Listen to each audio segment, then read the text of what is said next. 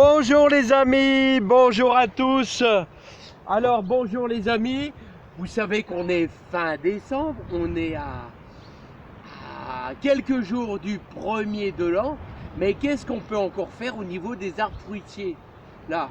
Bon, bah ici on a quand même un effet de douceur, il fait relativement doux, hein.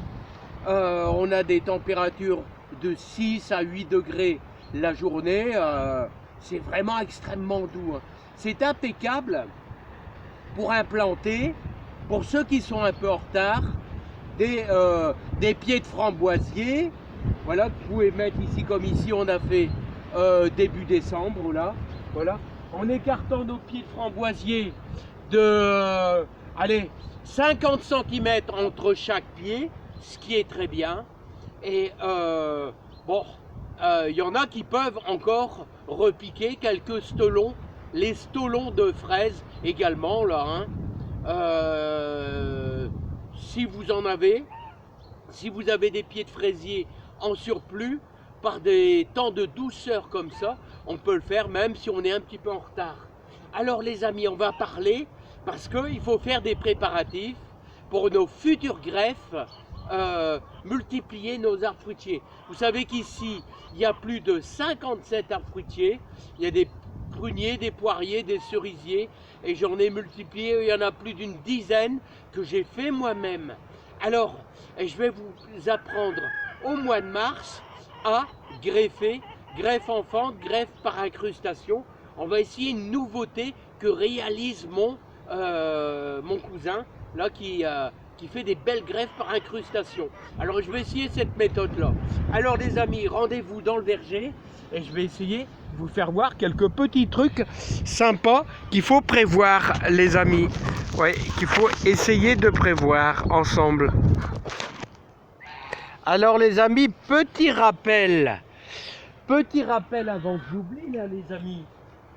Vous devez, si vous implantez par exemple des petits pieds de framboisier, des pieds de groseillier, vous faites un petit trou de, allez, je vais dire 20 cm sur 20 cm et vous faites une terre bien boueuse tout simplement.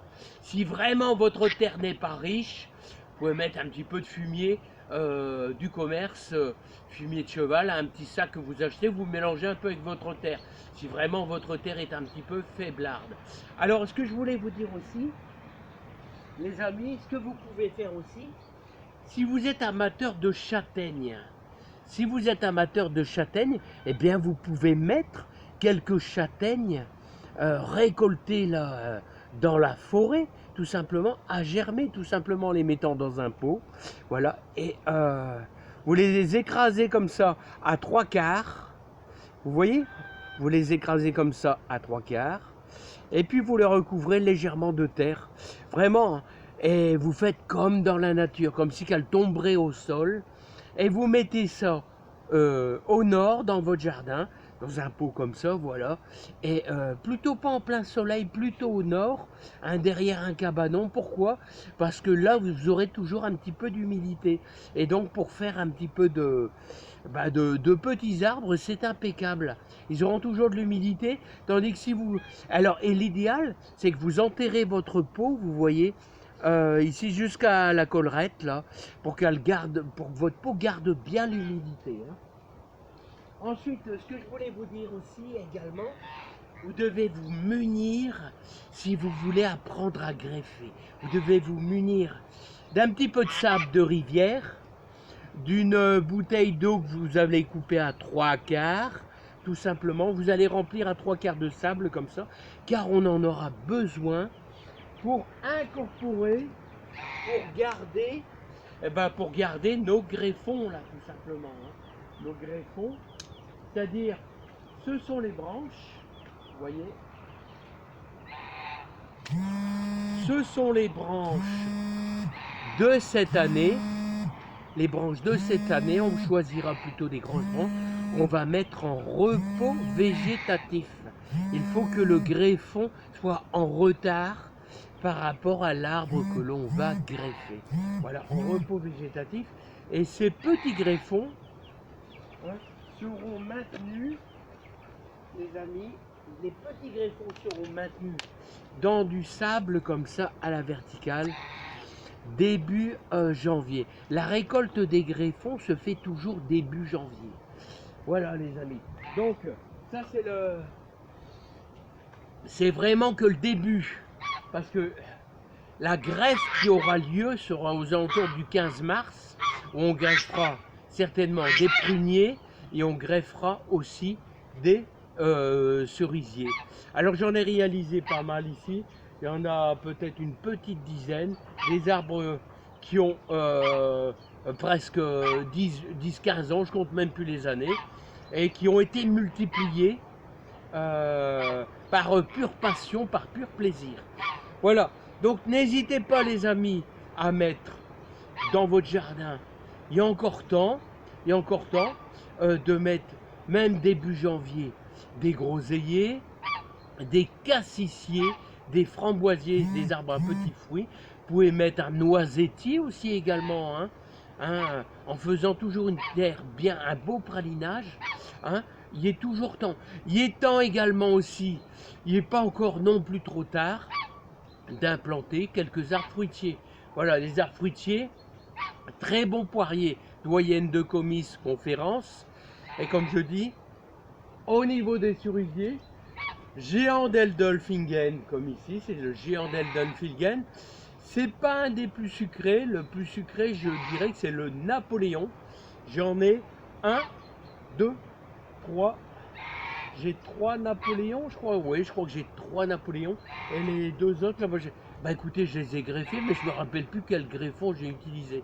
Ouais, parce qu'ici, je fais des greffes tous les ans. Et donc, il y a une multitude de petits arbres. Voilà, les amis. Donc, tout simplement, je pourrais vous faire voir, regardez, ces deux-là, qui ont été greffés il y a quelques années.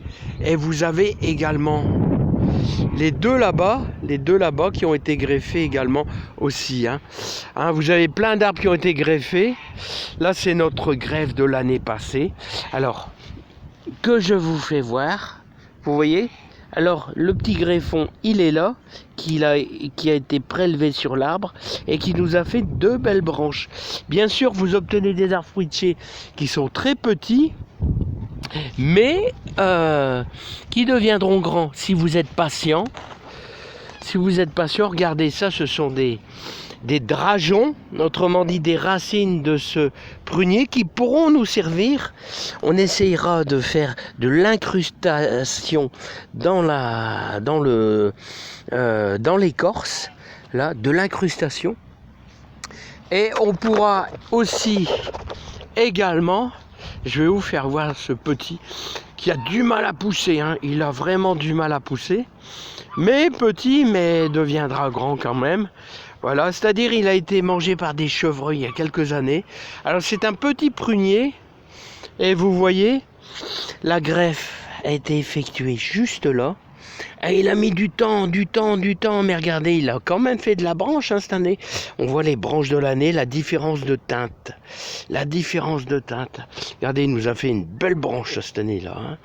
Voilà, un petit prunier que j'ai greffé il y a quelques années. Voilà les amis. En tout cas, c'est intéressant tout ça. C'est vraiment intéressant. Alors les amis, on va terminer avec nos fameux groseilliers et cassissiers. Là, vous savez qu'on peut encore les multiplier, tout simplement en coupant les branches du haut. Ici, ouais, on le sent très fort, très fort le cassissier. On le ressent très fort même dans les bourgeons. Vous prenez les branches de l'année, ils sont teintés différemment. Vous voyez qu'ils sont plus foncés les anciens. Ça c'est une branche qui a 2 ans, là c'est une branche qui a 1 an. Regardez. Enfin qui est de l'année tout simplement. Beaucoup plus clair. Vous n'avez qu'à simplement les mettre à 3/4. Vous coupez juste en dessous d'un bourgeon. Voilà. Hop. Et vous les implantez, vous pouvez même laisser les bourgeons, vous les implantez jusque là, vous laissez 2-3 bourgeons en surface, vous les mettez dans un petit pot avec un petit peu de terre de jardin. Vous verrez que le cassissier, comme le groseillier c'est la même chose. Le groseillier, c'est la même chose. Il suffit simplement d'implanter des branches dans des petits pots, toujours au nord, avec la terre de votre jardin. Voilà, vous les enfoncez à 3/4. Hein, et vous allez voir qu'on multiplie vraiment à volonté les groseilliers et les cassissiers. Voilà les amis, ben, en tout cas, moi je vous tiens au courant. Début janvier, on récupérera nos greffons. Et n'oubliez pas, il y a plein également d'arbres d'ornement qu'on peut multiplier sans trop se casser la tête. Exemple, tout simplement, les lilas. Et ben regardez, il y aura un petit peu de vent, mais tant pis. Les lilas font énormément de drageons. C'est-à-dire, le lilas, regardez, vous fait plein de branches sur les côtés. Alors si vous voulez, vous récupérez à la bêche ce petit lait-là qui est un peu séparé de 15 cm, vous le récupérez avec un peu de racine et vous obtenez un petit lilas, tout simplement. C'est vraiment la facilité de multiplier des petits fruitiers ou alors des arbres d'ornement. Allez les amis, bah moi je vous dis à bientôt, portez-vous bien. On se retrouve certainement pour le 31, je vous ferai un petit coucou. Hein, et je vous dis à bientôt. Et la passion des arbres fruitiers, la passion, j'ai toujours été passionné. Allez, à bientôt les amis. Bye bye. Voilà, encore une journée un petit peu grise ici. Et regardez tous ces fruitiers. Il y en a 57 je crois.